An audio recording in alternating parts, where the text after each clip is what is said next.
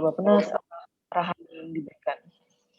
Bapak Ibu dikarenakan agenda, Menteri PPN Kepala Bappenas berkenan meninggalkan tempat video conference. Bapak Ibu yang berbahagia, acara dilanjutkan dengan sesi dialog.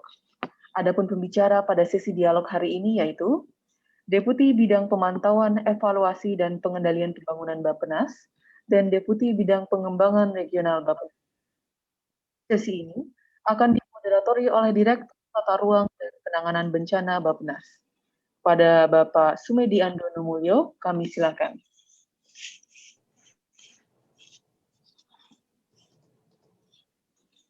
Bapak Ibu yang saya hormati, selamat sore. Bagi Bapak Ibu di wilayah timur mungkin sudah mendekati malam. Assalamualaikum warahmatullahi wabarakatuh. Salam sejahtera bagi kita semua. Om Swastiastu, Namo Buddhaya, salam kebajikan. Bapak Ibu yang saya hormati, pada kesempatan ini kami akan mempersilahkan kepada Pak Taufik Hanafi, Deputi Pemantauan, Pengendalian dan Evaluasi Pembangunan untuk menyampaikan penjelasan tentang tahapan penyusunan RKP tahun 2022, kemudian dilanjutkan penjelasan dari Pak Rudi Prawira, Deputi Pengembangan Regional, tentang tahapan di dalam diskusi atau dialog pada Prarakor Group ini, terutama untuk pembahasan teknis di setiap wilayah. Kami persilahkan Pak Taufik untuk menyampaikan penjelasan tentang tahapan penyusunan RKP. Kami persilahkan Pak Taufik Hanafi. Baik, terima kasih Pak Sumedi. Mau cek dulu nih, soundnya apakah bisa didengar dengan baik? Ya, baik Pak. Baik, ya. Baik, terima kasih.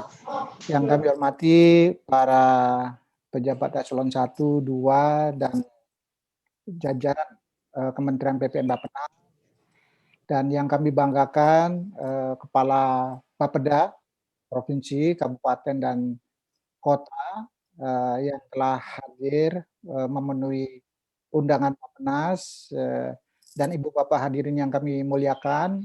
Assalamualaikum warahmatullahi wabarakatuh. Salam sejahtera buat kita semua. Salam Om Swastiastu. Selamat sore. Pada kesempatan yang baik ini, izinkan saya bisa share tayangan ya.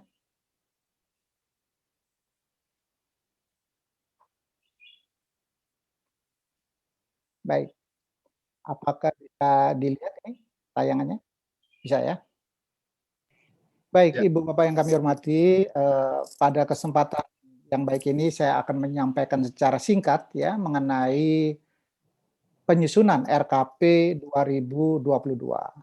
Seperti yang kita ketahui bahwa RKP tahun 2022 ini merupakan RKP tahun kedua yang penyusunannya berdasarkan RPJMN 2020-2024. Jadi ini tentu nanti perumusan penetapan daripada prioritas nasional akan mengikuti prioritas nasional yang telah ditetapkan di dalam dokumen RPJMN 2020-2024. Dan pertemuan ini adalah sangat penting, pertama untuk memperkuat ya engagement, keterlibatan pemerintah daerah, baik itu provinsi maupun kabupaten kota dalam proses penyusunan. Dan yang tidak kalah pentingnya tadi juga disampaikan oleh Bapak Menteri, yaitu untuk meningkatkan kualitas maupun relevansi daripada program-program yang disusun ya oleh pemerintah daerah. Karena ini nanti ada kaitannya dengan upaya memperkuat dan memperbaiki kualitas daripada spending kita.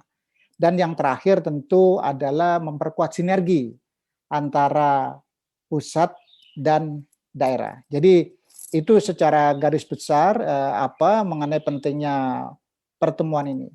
Selanjutnya saya akan coba melihat ke timeline saja ya. seperti yang kita lihat bersama bahwa secara garis besar milestone daripada penyusunan RKP tahun 2022 ini bisa kita lihat yang paling atas, yaitu mulai dari penyusunan rancangan awal, ya, terus rancangan itu sendiri yang akan dikirimkan ke DPR, yaitu dengan landasan peraturan menteri, ya. Terus itu dilanjutkan dengan penyusunan perpresnya. Jadi kita akan terus perbaiki, dan yang terakhir adalah pemutakhiran daripada RKP itu sendiri. Jadi Ibu Bapak semua bisa saat ini bisa mengupload mendownload ya dokumen RKP 2021 itu yang telah dimutakhirkan. Jadi di dalam dokumen RKP 2021 yang telah dimutakhirkan itu ada salah satu outlook penting daripada pertumbuhan ekonomi tahun 2020, dan itu hasilnya tidak jauh beda dengan apa yang baru saja dirilis oleh BPS ya beberapa jam yang lalu, yaitu tadi yang sekitar 2-2,07 di dalam dokumen pemutakhiran RKP 2021 itu dicantumkan minus 2,0. Jadi sangat dekat sekali dengan apa yang diperkirakan di dalam dokumen pemutakhiran RKP 2021. Ini tentu juga sangat penting bagi Ibu Bapak di tingkat daerah, bagaimana sasaran-sasaran nanti yang akan ditetapkan itu mendekati dengan apa yang akan dicapai. Ini sinkronisasi pusat dan daerah ini menjadi sangat penting, dan tadi juga digarisbawahi oleh Pak Menteri dan juga Pak Sesmen di dalam sambutannya. Jadi perencanaan berbasis evidence itu menjadi hal yang sangat penting ya. Jadi apa yang kita lakukan saat ini nanti sebenarnya sudah diawali di bulan Oktober yang lalu, dan sekarang kita lanjutkan pada bulan Februari, yaitu dialog pra-rakor gubernur. Jadi ini mudah-mudahan nanti di dalam rakor gubernur materi-materi yang akan disampaikan oleh daerah tentunya adalah materi-materi yang telah direview dan juga dilengkapi dengan berbagai data dan informasi termasuk rasionalnya. Jadi ini penting daripada pertemuan kita kali ini adalah untuk memastikan bahwa nanti di pertemuan rakor GUP itu kita sudah semakin siap. Oleh karena itu des yang akan dilakukan itu akan dilakukan mulai hari Senin mendatang. Jadi ini secara garis besar, sedangkan detailnya itu bisa kita lihat yang di bawahnya. Ya, jadi kita ada yang namanya forum konsultasi publik itu sudah kita lakukan sejak bulan Oktober yang lalu. Ya, dan tentu di dalam penyusunan RKP itu juga diawali dengan hasil evaluasi RKP sebelum RKP 2020. Dan tentu Ibu Bapak yang ada di daerah tentu juga melakukan evaluasi tentunya terhadap RKPD tahun 2020. Ya, jadi dari hasil evaluasi RKP itulah kita bisa mendapatkan gambaran apa yang sangat baik bagaimana kinerja pembangunan kita. Tentu ini sebagai informasi aja. Jadi hasil evaluasi itu yang kita lakukan untuk RKP 2020 itu kinerja sektor real itu terus mengalami kontraksi. Ini tentu juga terjadi ya, tidak hanya gambaran di tingkat nasional, tapi tentu di daerah juga ada variasinya. Masalah degree-nya. Tapi secara umum tentu juga dialami di beberapa daerah. Jadi itu sebagai awal daripada kita menyusun RKP 2022, khususnya tema RKP 2022, itu diawali dengan hasil evaluasi RKP sebelumnya. Ini selanjutnya mengenai detailnya, lebih bagaimana keterkaitannya, ya. Jadi sebagai catatan kita bersama bahwa dialog daripada rakor GUP ini, pra-rakor GUP ini sebagai input, ya, baik itu untuk evaluasi maupun sebagai masukan penting di dalam rakor gubernur yang akan datang. Dan Ibu Bapak yang kami hormati, di sini bisa kita lihat bahwa yang ada tanda bintang ya itu ada 3 di sana, itu sebenarnya merupakan upaya-upaya kita untuk memperkuat ya proses penyusunan RKP kita dan juga sekaligus untuk memperkuat substansinya. Oleh karena itu di dalam penyusunan RKP 2022 kita menambahkan tahapan-tahapan yang sebelumnya belum dilakukan secara lengkap, sekarang kita lakukan. Contohnya adalah kunjungan kerja Menteri PPN dengan seluruh jajarannya, termasuk yang kita lakukan sekarang adalah dialog pra-rakor gubernur. Itu yang sebelumnya belum kita lakukan. Dan yang berikutnya kita juga akan melakukan salah satu tahapan penting yang namanya rakor dengan para Menko. Ya, itu juga kita akan lakukan pada bulan Februari. Ya. Dan yang ketiga yang sebelumnya ini juga belum kita lakukan secara lebih lengkap, yaitu untuk RKP 2022 kita akan melakukan apa yang namanya penyusunan suplemen BUMN. Karena kita paham betul bahwa berbagai program-program atau proyek-proyek prioritas itu pendanaannya itu sekarang lebih luas opsi-opsinya. Oleh karena itu kita juga ingin memastikan peran daripada BUMN itu bisa mendukung dan mendorong pencapaian sasaran-sasaran pembangunan kita melalui keterlibatannya dalam pelaksanaan proyek-proyek prioritas maupun major project. Ya. Nah, ini sekarang penguatannya. Seperti yang tadi disampaikan oleh Bapak Menteri bahwa Bapak Presiden memberikan penekanan secara lebih khusus bahwa berbagai program pembangunan baik itu di tingkat nasional maupun daerah harapannya tidak hanya istilahnya sense saja, bagaimana memastikan program-program itu bisa ya diwujudkan dan kemanfaatannya itu dirasakan oleh masyarakat luas. Itu merupakan hal yang sangat penting.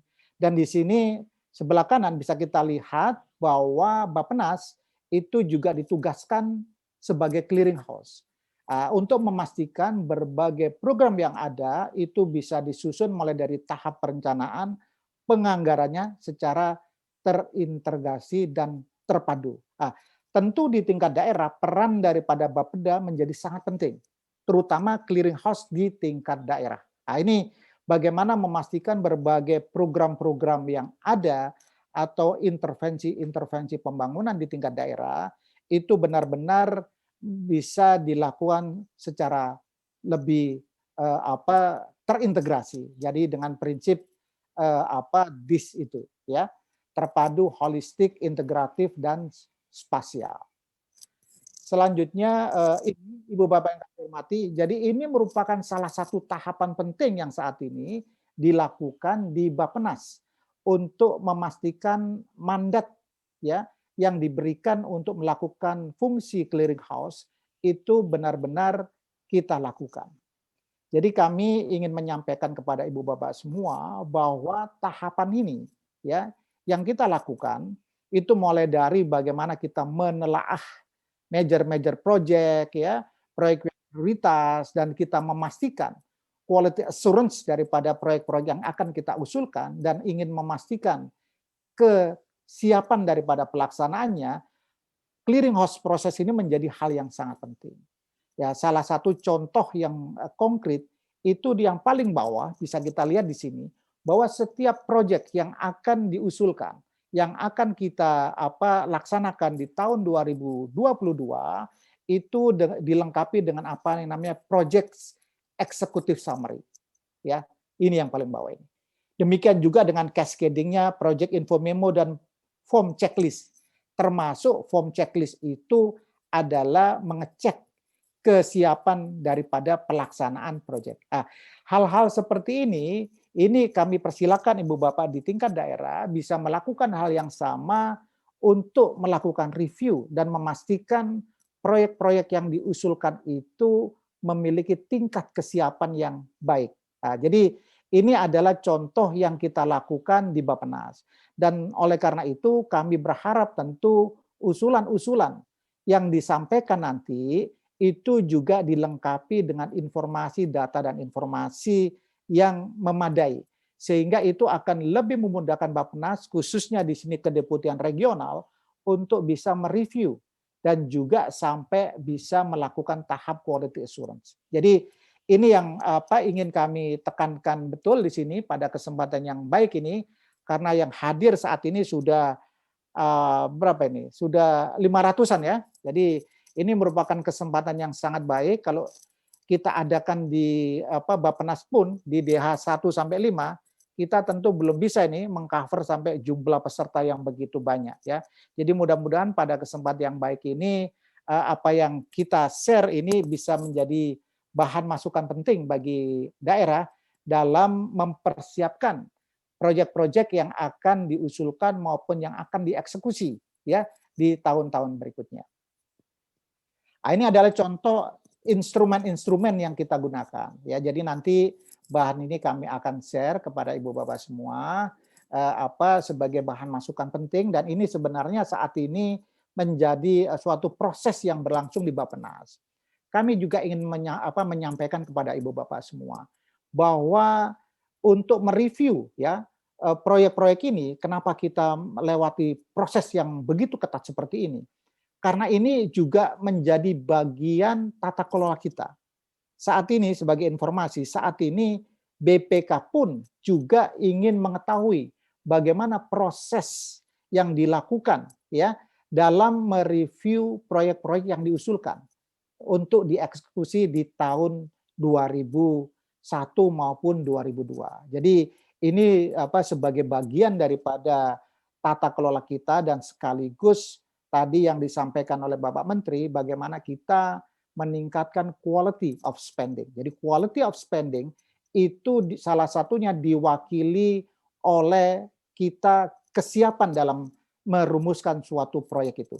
Kesiapan yang sangat baik itu artinya pelaksanaannya diharapkan nanti capaiannya seperti yang kita rencanakan. Demikian juga dengan yang kita lakukan di Bappenas. Jadi saat ini Bappenas terus melakukan proses clearing house ini ya untuk tahun 2022. Jadi ini menjadi hal yang sangat penting. Mudah-mudahan nanti di dalam pertemuan DES itu akan dilakukan pemutakhiran, penajaman terhadap berbagai proyek-proyek yang akan diusulkan oleh daerah. Ya, jadi ini merupakan hal yang sangat penting supaya nanti pada saat pertemuan rakor gubernur itu usulan-usulan prioritas yang akan disampaikan di dalam pertemuan itu tentu sudah dalam kondisi yang lebih baik ya, baik itu data dan informasinya termasuk kesiapan daripada proyek untuk dieksekusi. Nah, ini saya memberikan contoh saja. Bagaimana suatu proyek itu dilakukan secara terintegrasi. Ini contoh saja. Jadi kami memberikan salah satu contoh major project yaitu yang namanya transformasi digital. Ya. Jadi selama ini pemahaman transformasi digital itu pemahamannya seakan-akan itu hanya berkaitan dengan infrastruktur TIK saja. Ya. Pada kenyataannya transformasi digital itu jauh lebih luas daripada semata-mata menyiapkan infrastruktur TIK. Di sana ada aspek pemanfaatan infrastrukturnya. Jadi jangan sampai infrastruktur yang sudah disediakan kita belum merencanakan dengan baik bagaimana memanfaatkan infrastruktur digital itu. Ya, oleh karena itu sejak awal di Bappenas benar-benar direview betul bagaimana pemanfaatan daripada infrastruktur digital itu. Untuk apa saja? Itu sebelah kanan. Bisa kita lihat itu adalah untuk kesehatan, pendidikan, UMKM, ya, termasuk di sana mendukung pelaksanaan sistem pemerintahan berbasis elektronik dan juga Satu Data Indonesia. Itu adalah contoh di mana keterkaitan antara penyiapan infrastruktur TIK dengan pemanfaatannya. Selain itu juga ingin diperkuat yang paling bawah, yaitu enabler-nya untuk transformasi digital. Apa saja itu? Termasuk big data, pengembangan SDM-nya, ya, termasuk industrinya dan research and development-nya. Jadi itu merupakan bagian-bagian yang tidak terpisahkan di dalam major project transformasi digital. Ini sebagai analogi tentunya di tingkat daerah pada saat menyusun suatu project atau program tentu tidak hanya dilihat dari salah satu kacamata saja, tapi bagaimana memastikan keterpaduannya dengan sektor-sektor lain. Meskipun itu adalah sifatnya untuk infrastruktur tertentu, tapi harus dipastikan keterkaitannya dengan sektor-sektor lain. Itulah inti daripada kita melakukan clearing house untuk memastikan keterpaduan daripada usulan-usulan maupun proyek-proyek yang akan diusulkan di tahun 2022. Ini sebagai contoh. Jadi kita ini pun melakukan apa yang namanya cascading, itu pemetaan. Kalau proyeknya seperti itu, kira-kira komponen-komponen kecilnya itu seperti apa? Contohnya di infrastruktur TIK, itu ada komponen-komponennya dari atas sampai bawah. Demikian juga pemanfaatannya. Demikian juga dengan enablernya. Jadi ini adalah salah satu contoh, mudah-mudahan ini bisa membantu memberikan masukan kepada Ibu Bapak di daerah dalam merumuskan suatu proyek. Kita perlu melihat gambaran yang utuh, ya, tidak segmented, tidak sektoral betul, sehingga kita ingin memastikan bahwa proyek-proyek yang akan diusulkan itu dalam bentuk yang utuh dan terpadu. Meskipun nanti di dalam pelaksanaan maupun pendanaannya itu bisa dari berbagai sumber yang berbeda, tapi gambaran utuhnya itu harus ada. Ya, ini sebagai contoh saja. Dan ini adalah contoh bagaimana kita bisa memberikan dukungan transformasi digital itu di dalam digital di bidang pemerintahan, itu sistem pemerintahan berbasis elektronik. Ini contoh. Demikian contoh di bidang kesehatan. Nah, ini ya, karena pada intinya kita ingin memastikan bahwa infrastruktur digital itu nanti pemanfaatannya harus terjadi, ya, terutama di sektor-sektor atau bidang-bidang yang strategis seperti pendidikan, kesehatan, ya, UMKM. Banyak sekali contoh-contohnya karena waktunya yang sangat terbatas, karena saat ini di wilayah Papua sudah hampir maghrib ini ya, jam 6. Jadi saya tidak akan lama-lama lagi. Ya, ini contohnya di bidang pendidikan. Nah, jadi ini memberikan contoh saja kepada Ibu Bapak semua bagaimana kita merumuskan suatu proyek itu dalam kerangka yang lengkap, utuh, dan bagaimana kita nanti pentahapan daripada eksekusinya itu. Ya, dan kita ingin memastikan data dan informasinya termasuk kesiapan daripada eksekusi proyeknya itu bisa kita gunakan dengan baik. Barangkali itu yang bisa kami sampaikan dalam waktu yang singkat ini, mudah-mudahan bisa memberikan masukan kepada Ibu Bapak semua, dan kami mohon maaf apabila ada hal-hal yang kurang berkenan. Terima kasih. Wassalamualaikum warahmatullahi wabarakatuh. Santi, Santi, Santi Op. Terima kasih Pak Taufik, penjelasan yang runtut tentang bagaimana tahapan penyusunan RKP tahun 2022, bagaimana pendekatan evidence based sehingga perencanaan betul-betul berangkat dari permasalahan, dan juga bagaimana tadi ada bintang ya, Pak Penas melakukan kunker, kemudian rapat dengan Menko, dan juga nanti dengan BUMN supaya pembangunan bisa terintegrasi dengan berbagai sumber pendanaan.